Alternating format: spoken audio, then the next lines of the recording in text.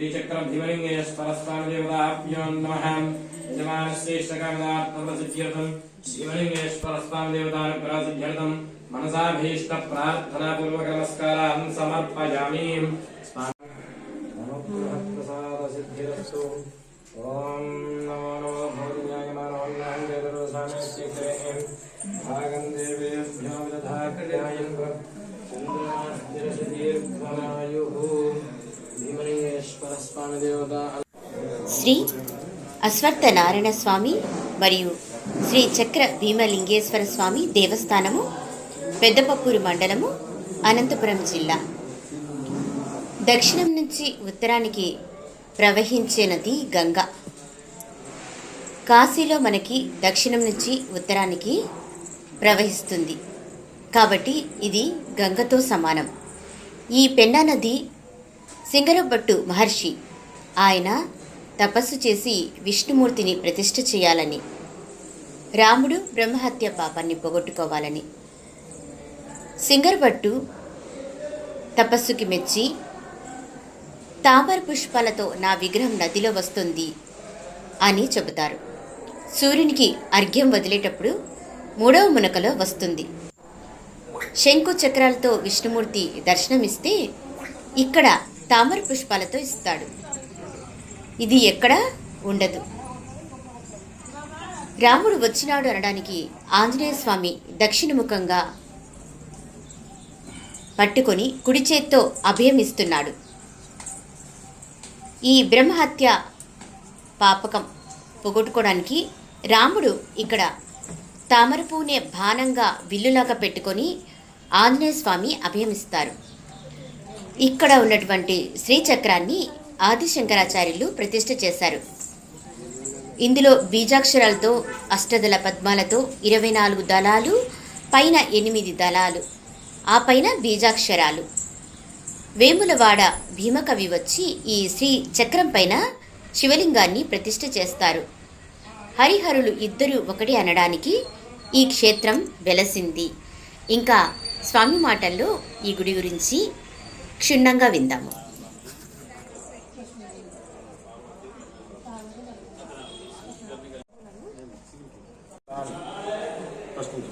అక్కడ వచ్చేసి మామూలుగా దక్షిణం నుంచి ఉత్తరానికి నది పెన్నా నది. పెన్నా నది మనకు దక్షిణం నుంచి ఉత్తరానికి ప్రవహించేది, మనకు కాశీలో దక్షిణాన్ని నుంచి ఉత్తరానికి ప్రవహించేది గంగ. ఆ గంగతో సమానమైనటువంటిది యొక్క పెన్నా నది అని చెప్పేసి ఈ నది ఒడ్డున ఆ యొక్క సింగరభట్టు మహర్షి ఆయన ఈ ఎక్కడైతే పంచవృక్షాలు మామూలుగా రావి, జువ్వి, మర్రి, మామిడి, మేడి ఇవి వేసి నిత్యము ఆయన తపస్సు చేస్తూ ఉండేవాడు. ఆయన తపస్సు చేస్తూ కొంతకాలము లక్ష్మీ సమేతంగా అశ్వత్థనారాయణ స్వామి అంటే విష్ణుమూర్తిని లక్ష్మీ సమేతంగా ప్రతిష్ఠ చేసేదానికి తపస్సు చేస్తూ ఉంటే రావణాసుని రాముడు సంహరించినందుకు బ్రహ్మహత్యాపాతకం అనేది వస్తుందన్నమాట. ఆ బ్రహ్మహత్యాపాతకం పోగొట్టుకోవడానికి ఈ యొక్క సింగరభట్టు మహర్షి దగ్గరికి ఆయన ఎందుకు ఇట్లా తపస్సు చేస్తున్నావు, ఏమి నీ కోరిక అని అడిగితే, నేను ఇక్కడ లక్ష్మీ సమేతంగా అశ్వత్థనారాయణ స్వామిని ప్రతిష్ఠ చేసేదానికి తపస్సు చేస్తున్నాను అని రాముడికి చెబితే, అప్పుడు రాముడు ఆయన ఇక్కడ రామకోటి అని నివసిస్తూ అక్కడి నుంచి ఇక్కడికి వచ్చి ఈ యొక్క అశ్వత్థనారాయణ స్వామిని ఇక్కడ రావి చెట్టు, వేప చెట్టు కింద తపస్సు చేస్తూ ఉంటే ఆ యొక్క సింగరభట్టు మహర్షిని అడిగితే ఆయనకు ఈ యొక్క రాముడి బ్రహ్మహత్యాపాతకం పోయేదానికి ఏదైనా వరం ఇయ్యండి అని చెప్పేసి అడిగితే, అప్పుడు నేను ఇట్లా విష్ణుమూర్తిని తపస్సు చేసేదానికి చేస్తున్నాను, లక్ష్మీ సమేతంగా ప్రతిష్ఠ చేయాలని చెప్పేసి నా కోరిక స్వామి, మరి మీ యొక్క పాతకం అనేది తీసుకుంటే ఆయన వరం ఇస్తాడో ఇదో, నా కోరిక నెరవేరుతుందో నెరవేరదో అని చెప్తాడట. చెప్తే కొంతకాలానికి మళ్ళీ రాముడు ఆయనను అడగంగా అప్పుడు ఈ యొక్క రాముడు చెప్పినట్టుగా ఆ యొక్క సింగరభట్టు మహర్షి ఆ పాతకాన్ని తీసుకుంటారట. తీసుకొని కొంతకాలం తర్వాత విష్ణుమూర్తి ప్రత్యక్షమయ్యి ఈ నదిలో ప్రత్యక్షమైతే అప్పుడు ఆ స్వామి ఆ యొక్క శంకు చక్రాలు కాకుండా తామర పుష్పాలతో నా విగ్రహం అనేది నదిలో వస్తుంది, వచ్చినప్పుడు ఒక మంచి రోజు ప్రతిష్ఠ చెయ్యి అని చెప్పేసి ఆ యొక్క సింగరభట్టు మహర్షికి సూర్యుడికి అర్ఘ్యం వదిలేటప్పుడు మూడవ మునుగ లేచి పైకి వదిలేటప్పుడు అశ్వత్థనారాయణ స్వామి విగ్రహం అనేది వస్తుందట. అలాగ స్వామి చెప్పిన తర్వాత మూడవ మునుడికి పైకి లేచి వచ్చినప్పుడు ఆ స్వామి విగ్రహాన్ని అనేది మాఘమాసంలో శనివారం రాత్రి తెల్లవారితో 3వ ఆదివారం అనగా ప్రతిష్ఠ చేయడం జరిగింది. అలా జరిగిన తర్వాత అప్పటి నుంచి ఇప్పటిదాకా ఎంతో విశేషంగా స్వామికి పూజలు అందిస్తూ ఆ యొక్క సింగరభట్టు మహర్షి వినాయకుడి కుడి పక్కున్న ఆయన సింగరభట్టు మహర్షి, ఎడం పక్కున్న ఆయన అశ్వత్థనారాయణ స్వామి.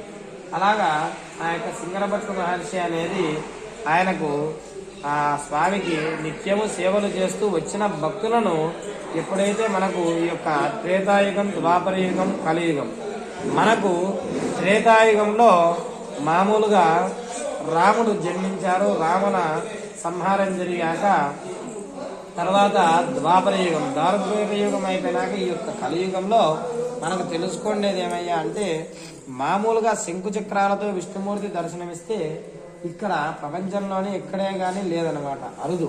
తామర పుష్పాలు అనేది లక్ష్మీదేవికి చాలా ఇష్టం. అందువల్ల ఆ యొక్క తామర పుష్పాలతో అశ్వత్థనారాయణ స్వామి తూర్పు దిశగా దర్శనమిస్తున్నారన్నమాట. ఆ దర్శనమిస్తూ ఉన్న సమయంలో ఈ యొక్క సింగరభట్టు మహర్షి వచ్చిన భక్తుల కోరికలు, ప్రశ్నలకు జవాబులు చెబుతూ వచ్చిన వాళ్ళను ఆ వాహనాభివృద్ధి లేనందువల్ల వాళ్ళను నదిలో మునిగి తడిబట్టలతో రమ్మనేవాడు. ఈయన మడితో ఉంటాడు కాబట్టి వచ్చిన వాళ్ళను ఒక చోట బియ్యం పోపించి వాళ్ళ ప్రశ్నలకు జవాబులు చెప్పి స్వామిని దర్శనం చేసుకోమని చెప్పి వాళ్ళని పంపించేవాడు. అలాగా ఎప్పుడైతే ఇలా వస్తూ ఆచారం ఎట్లాగా వచ్చిందో ఆ ఆచారాన్ని తడిబట్టలతోనే రావాలా అని చెప్పేసి అందరూ ఇప్పటిదాకా చేస్తున్నారు. కాకపోతే అక్కడ తెలుసుకునేది ఏమయ్యా అంటే ఇప్పుడు వాహనాభివృద్ధిని ఎవరైనా కానీ స్నానం చేసి శుచిగా శుభ్రతగా వస్తారు. అప్పుడు నడకతో వచ్చేవాళ్ళు కాబట్టి వాహనాభివృద్ధి లేదు కాబట్టి దుమ్ము ధూళి నడకతో వచ్చింటారు కాబట్టి స్నానం చేసి తడిబట్టలతో రమ్మనేవారు. అలాగే విష్ణుమూర్తిని దర్శించి ఆ యొక్క స్వామిని దర్శించి పూజలు అందుకుంటూ ఆ యొక్క సింగరభట్టు మహర్షి తపస్సు చేస్తూ ఈ నదిలోనే ఆయన శరీరాన్ని విడిచేశారట. విడిచేశాక ఆయన కింద ఉండే శిష్యులు ఈ యొక్క అశ్వత్థనారాయణ స్వామి కాకుండా ఇక్కడ మూలకంగా ఎవరు చేశారో ఏమి అనే దానికి నిదర్శనం ఉండాలా అని చెప్పేసి ఆ యొక్క సింగరభట్టు మహర్షి విగ్రహాన్ని రాతి రూపంలో దిద్ది స్వామిని ప్రతిష్ఠ చేయడం జరిగింది. అలాగే మనకు ఈ యొక్క అశ్వత్థనారాయణ స్వామి ఇక్కడికి రాముడు వచ్చినాడా రాలేదా అనే దానికి నిదర్శనం ఏమయ్యా అంటే వెనక భాగాన ఆంజనేయ స్వామి దక్షిణముఖం పెట్టుకొని కుడి చేత్తో వరమిస్తూ భక్తులకు నేనున్నానంటూ అభయమిస్తూ ఉన్నాడనమాట. ఈ యొక్క అనంతపురం జిల్లా చాలా కరువు ప్రాంతం అట. అందుకు పాడి పంటలు అభివృద్ధి చెందక ప్రజలు చాలా ఇబ్బందులు పడుతూ ఉన్న సమయంలో అప్పుడు ఈ యొక్క రావణాసుని ఎలాగ రాముడు సంహరిస్తాడో అలాగా రాముడుకు ఆ పాతకం పోయేదాకా ఈ యొక్క విష్ణుమూర్తిని ధ్యానించమని ఆ యొక్క సింగరభట్టు మహర్షికి ఎలా ఇస్తాడో అలాగా ఈ అనంతపురం జిల్లాలో పాడి పంటలు అభివృద్ధి చెందగా ప్రజలు ఇబ్బందులు పడుతూ ఉంటే రాక్షసుడు ఇబ్బంది పెడుతున్నాడు అని చెప్పేసి రాముడికి విన్నవించుకుంటారన్నమాట ప్రజలు. అలా విన్నవించుకుంటే అప్పుడు రావణాసురుడు వాడినే సంహరించిన నాయన హనుమంత అని చెప్పి హనుమంతునికి ఆయన చెప్తే రాముడు అప్పుడు ఆ లక్ష్మీదేవి అనుగ్రహం పొంది తామర పూలే బాణంగా విల్లులాగా చేసుకొని రాక్షసుని సంహరిస్తున్నారన్నమాట. ఆంజనేయ స్వామి దక్షిణముఖం పెట్టుకొని కుడి చేత్తో అభయమిస్తూ కాలుతో శిఖం అంటే పిలక అనమాట బ్రహ్మముడి వేసుకొని దక్షిణముఖం పెట్టుకొని పరమర దిశగా కుడి చేత్తో అభయమిస్తున్నాడు. అలాగా మనకి ఇక్కడికి రాముడు వచ్చినాడు అనే దానికి నిదర్శనం అన్నమాట. అలాగే ఈ నదిలో స్నానం చేస్తూ వచ్చిపోయే వాళ్ళంతా ఒకానొక సందర్భంలో నాకు విష్ణువే గొప్ప, శివుడు గొప్ప అని గొడవలు పడుతూ ఉన్న సమయంలో వైష్ణవ సంప్రదాయం గొప్ప, శివపర్యాయం గొప్ప అని గొడవలు పడుతూ ఉంటే అప్పుడు ఈ నదిలో మునిగి ఆదిశంకరాచార్యులు ఆ అశ్వత్థనారాయణ స్వామిని దర్శించి ఆ అశ్వత్థనారాయణ స్వామిని దర్శించాక లోపల శ్రీచక్రాన్ని ప్రతిష్ఠ చేయడం జరిగింది. ఆ శ్రీచక్రంలో వచ్చేసి బీజాక్షరాలు ఉన్నాయన్నమాట. ఇప్పుడు మూలకారకుడు మనకు బ్రహ్మ, విష్ణు, మహేశ్వరుడు. అలాగా ఓంకారము, శ్రీకారము, హ్రీంకారము అని చెప్పేసి బీజాక్షరాలతో అష్టదళ పద్మములతో మనకు 24 దళాల మాదిరిగా 24 అక్షరాలు గాయత్రి మంత్రం అన్నమాట.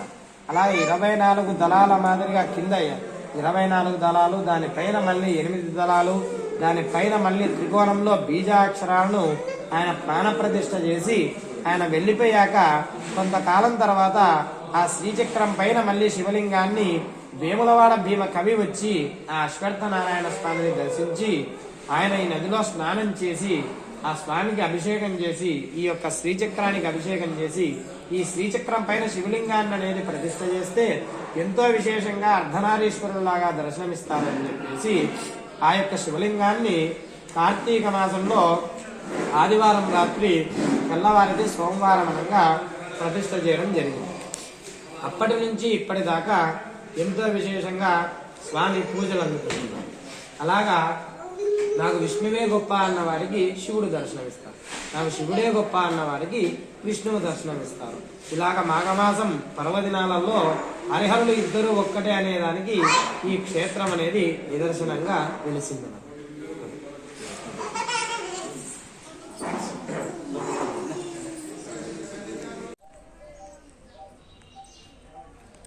సత్యనారాయణ స్వామి, లక్ష్మీదేవి,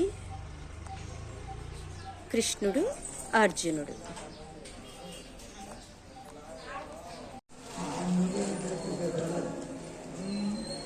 దగ్గర